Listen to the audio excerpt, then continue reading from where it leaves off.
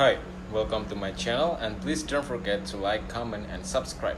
Today I bring a topic about the nature and future of maritime law. Maritime law, including admiralty law, in those legal system based upon the English common law, is the oldest consistently applied branch of international law. It is a structure built over centuries by the assertion of maritime commercial practice and maritime court decisions, embodied to varying degrees in the codes of ancient empires and medieval city-states, then more lately in regional maritime trading agreements.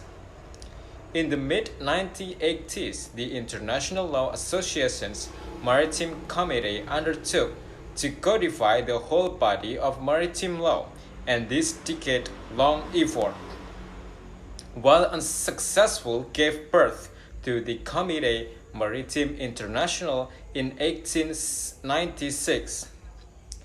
The object of the CME has remained unchanged for over a century to promote the unification of maritime law and commercial practice by all available means. The respective experiences is unifying public and also private international maritime law, provide an insight into the Committee's raison d'etre.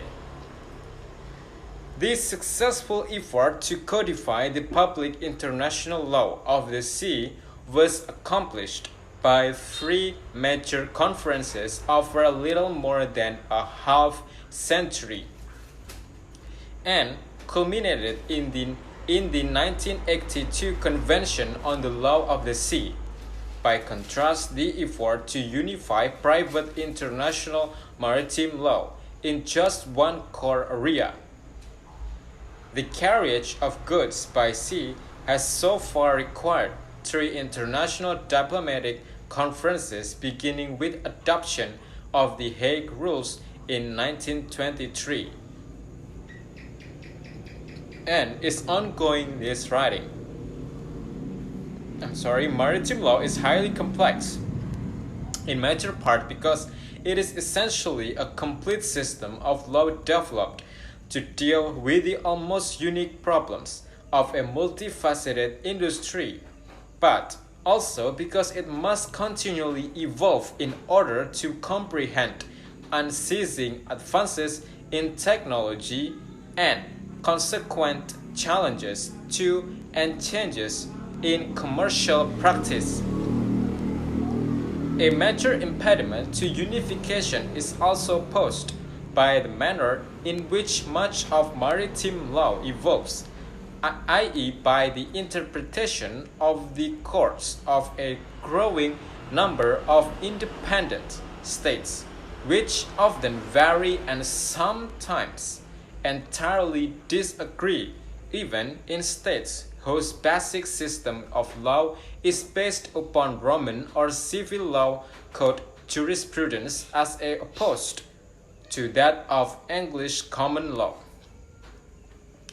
The degree to which body of maritime law is constituted by the presidential decisions of the courts will naturally vary from state to state, but it continues to grow even in civil law jurisdiction.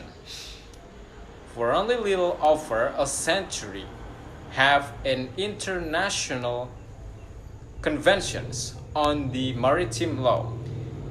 It's been developed, and also most notably the series of Brussels Conventions on maritime law drafted by the CME, each dealing with a separate subject, which were produced between 1910 and 1979. As with each of the Brussels Conventions, every exercise of drafting a maritime convention touching upon a commercial subject and also requires study of the development of the relevant law and usage.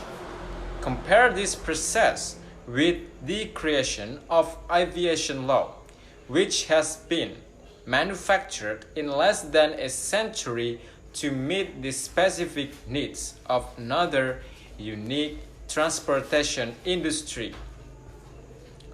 This law, however, is very different in structure because it is unfreighted within centuries of evolving precedent and is not a separate system but a limited supplementary body of national statutory and also international convention law.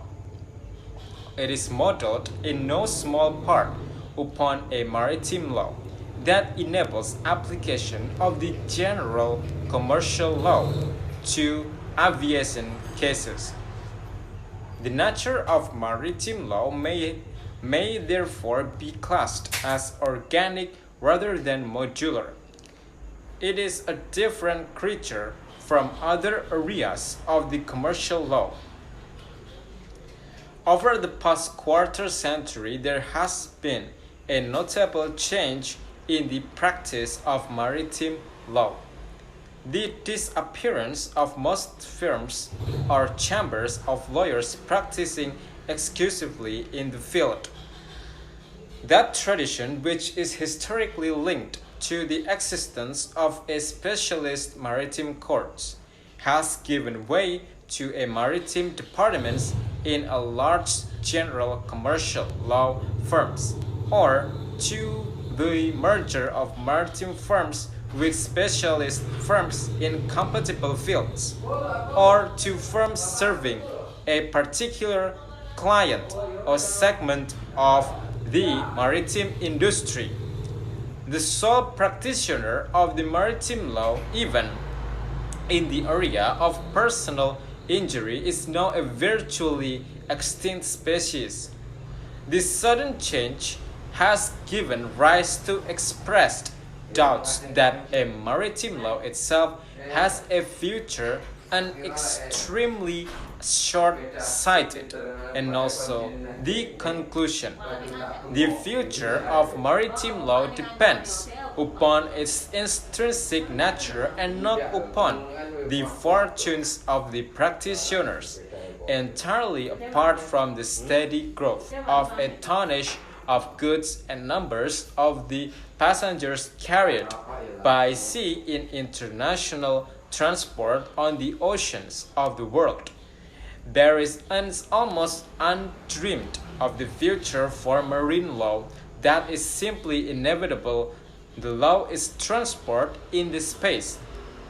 Aviation law has no adaptability to cases of commercial salvage, towage, and general average, nor to classical piracy and a number of other public law concerns, all of which must arise and will have to be dealt with in the context of space transportation.